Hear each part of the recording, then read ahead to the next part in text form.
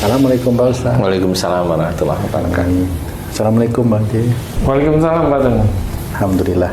Pak Ustaz, mengenai penyakit kanker usus besar yang sering juga diderita oleh seseorang seperti itu ya Pak Ustaz. Kadang-kadang mengalami keluhan di daerah perut, perutnya membengkak, ada yang mohon maaf sampai mengeluarkan darah.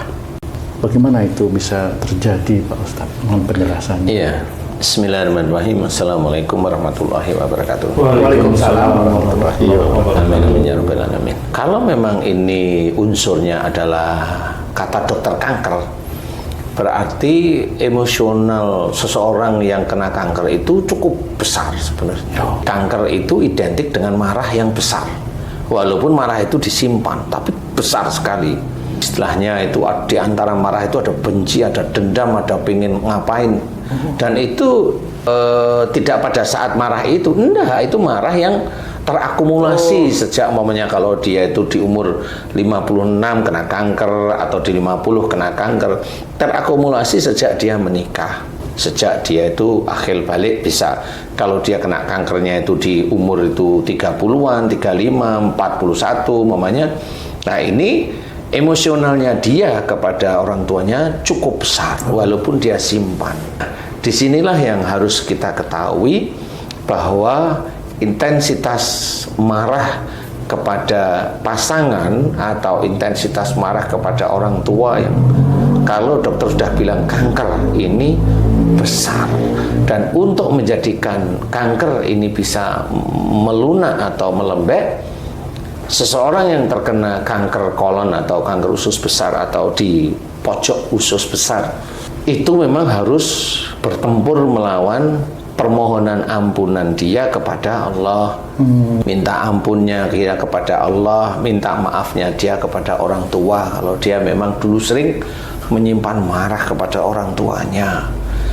Kalau dengan pasangannya ya dia harus meminta maaf pada pasangannya. Nggak taunya memang pasangannya ngerewelin aja sejak menikahnya, ya akhirnya dia marah yang kuat, padahal pasangannya yang ngerewelin itu malah nyantai-nyantai aja. Tapi memang tidak boleh, marah itu dilarang oleh Allah Ta'ala.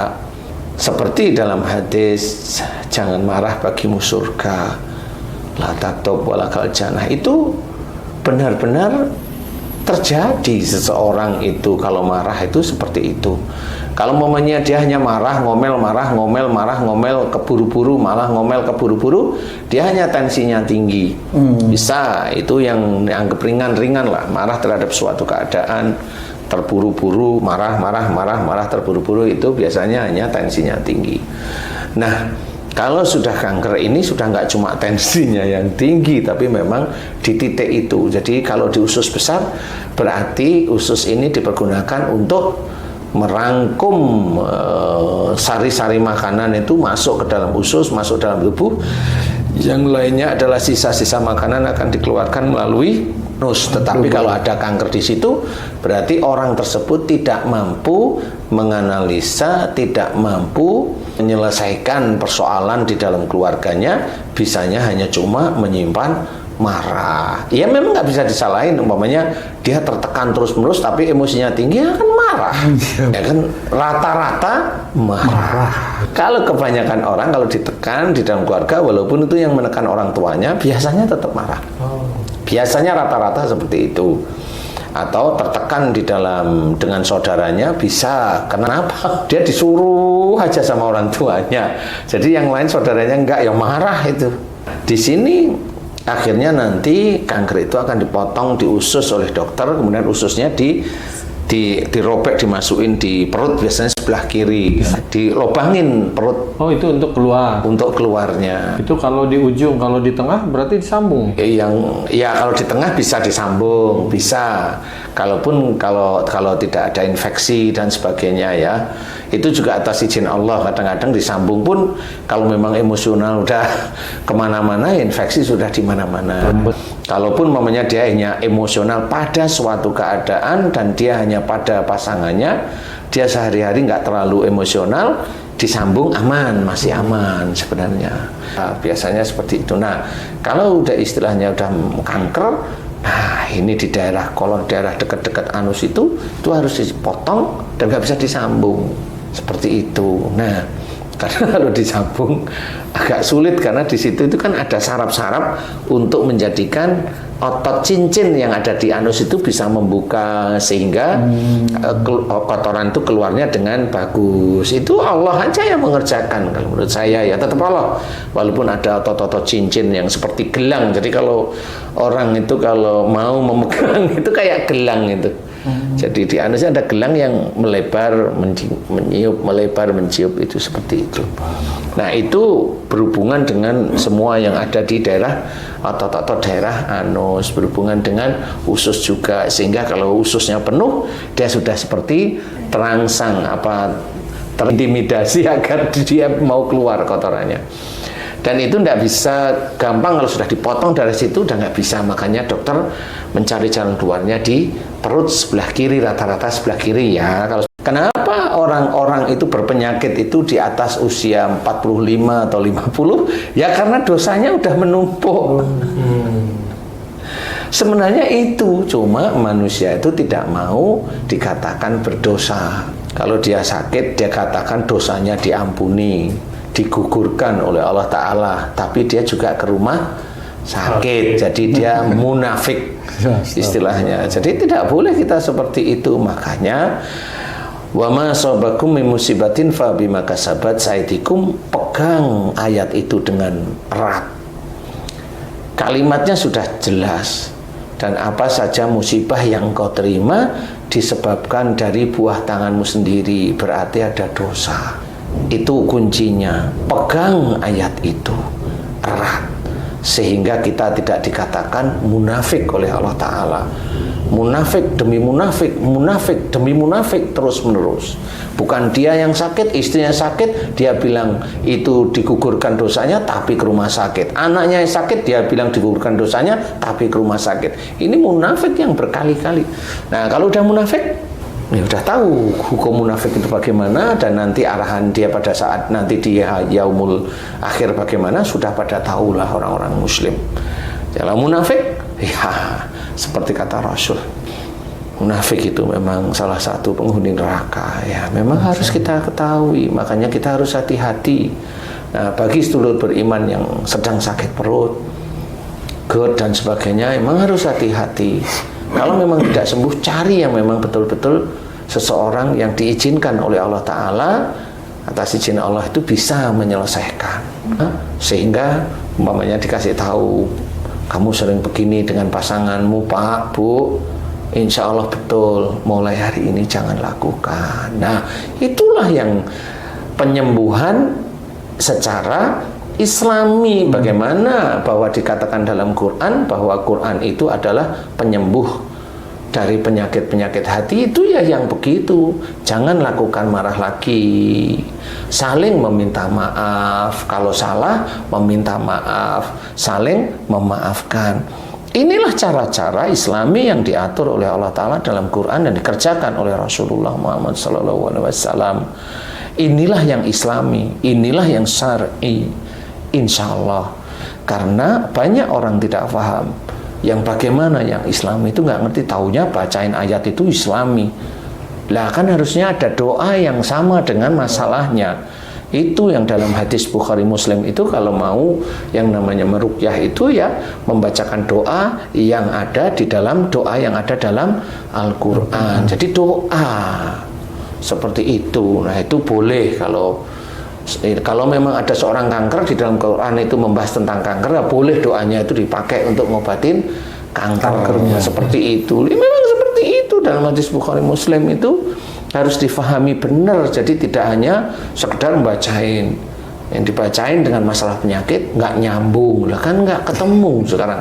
Sama seperti ada persoalan biologis atau kesehatan disuruh menyelesaikan ahli ekonomi, ya kan nggak ketemu itu jadinya. Walaupun sama-sama ahli, nah namanya kan ahli, tapi yang satu ahli ekonomi suruh nyelesain COVID, ya nggak bisa. Ya bisanya itu ahli ekonomi nyelesain COVID, kalau ada obat-obatan COVID, nah itu diahlikan nanti. Bagi yang sedang sakit nih Ustaz. Setelah mendengarkan ini mungkin ada semacam niat ataupun berjanji pada dirinya sendiri untuk tidak marah-marah Ustaz. Ya, insya Allah seperti itu. Namun setelah berinteraksi dengan istri, anak, terprovokasi Ustaz. Sehingga marahnya timbul lagi.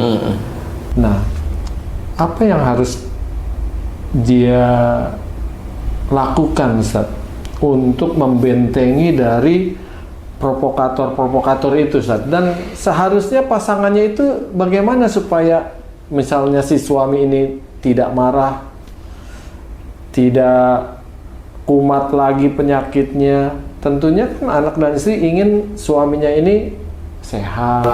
Bentenginya gimana nih Ustaz? Yang sakit ini yang suaminya. Misalnya si suaminya. Jadi gini Ci, niat untuk berbuat baik itu boleh. Semua akan berniat kan gitu. Niat untuk menjadi orang muslim boleh, tapi dengan pertama adalah dengan mengucap syahadat. Kan itu ya, harus mengucap. Jadi harus ada yang dikerjakan. Banyak sekali cerita bahwa hidup ini adalah ujian. Jadi harus dimengerti memang betul hidup di dunia ini memang ujian untuk menuju akhirat. Itu harus dipahami dulu Ji. Ya. Setelah dipahami hidup ini ujian, berarti si suami ujiannya istri, si istri ujiannya suami, suami istri ujiannya anak, anak-anaknya ujiannya si orang tuanya. Ini harus difahami. Makanya salah satu jalan keluarnya, patokannya adalah ku anfusakum wa alikum naro, jaga dirimu dan keluargamu dari api neraka. Jadi sebelum kita itu menganjurkan istri, anak-anak kita itu belajar agama Islam, kita itu harus belajar dulu dengan baik, dengan benar, dengan guru-guru yang baik, dari nurani dan akal sehat yang baik, dengan doa-doa yang baik. Kerjakan ibadah lillahi ta'ala, insya Allah orang-orang yang baik itu akan ditemukan oleh Allah Ta'ala, guru-guru yang baik sebenarnya. Oh, dia ketemu guru yang jahat ya ada, dia ketemu guru yang kasar ya ada, dia ketemu guru yang pintar ya ada. Di situ aja lingkungannya. Kalau dia ketemu sama guru yang baik, insya Allah ada. Baik dalam menjalankan syariat sehari-hari, baik di dalam menjalankan akhlak Rasulullah Muhammad SAW sehari-hari, baik dalam berinteraksi kepada orang lain, baik semuanya dikerjakan, ya ada. Nah, baik yang mana yang nanti akan menjadikan di akhirat itu akan dinilai itu adalah amal soleh, ya baik ketemu dengan orang-orang yang baik. Orang-orang yang baik inilah yang nanti akan menyertai. Nah, tahu nggak suami, istri, anak-anaknya itu tentang menjaga. Sama si suami mau marah dengan istrinya, dia harus jaga tidak marah. Sama si istri tidak marah dengan suami, dia menjaga agar suaminya tidak marah dan dia juga tidak marah. Si anak tahu orang tuanya itu menjadi ujian bagi dirinya, ya anak itu juga harus tidak marah kalau orang tuanya nyebelin. Ya harus tahu ini ujian. Jadi bukan berarti orang tua itu harus memaksakan anaknya nurut kepada orang tua. Ya nggak bisa.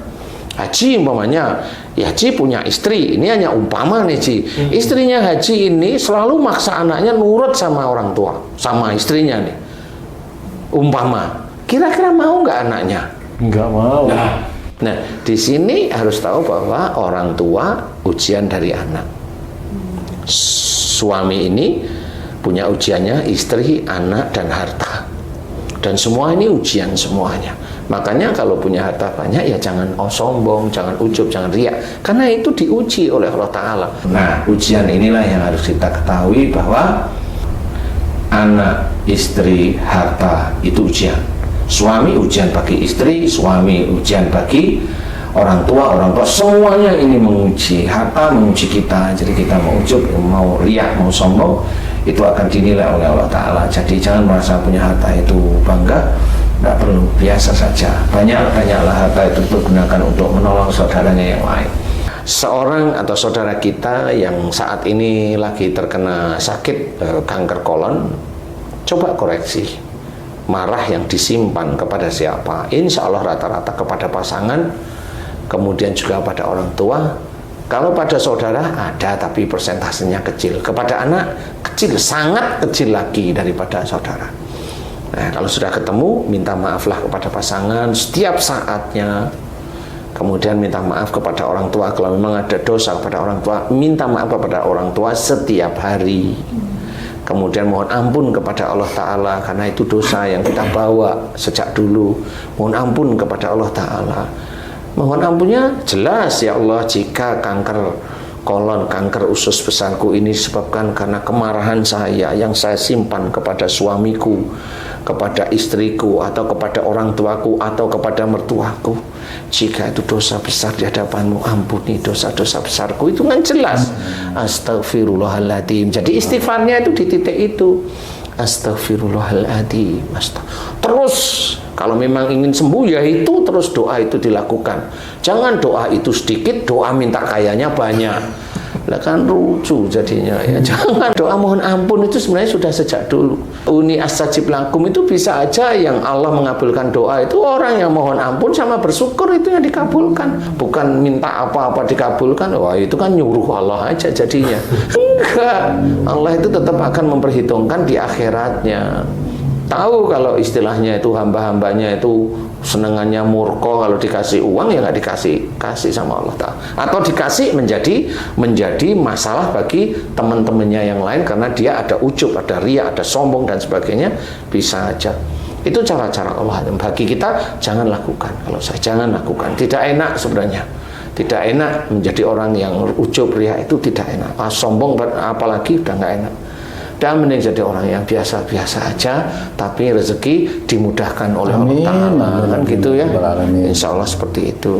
Nah, tinggal nanti saudara-saudara kita mohon ampun terus berkali-kali, nggak usah ngitung, pokoknya berkali-kali sampai capek, kemudian mohon diberi kesembuhan sekali aja. Kemudian nanti habis sholat begitu lagi, boleh mohon ampun sama.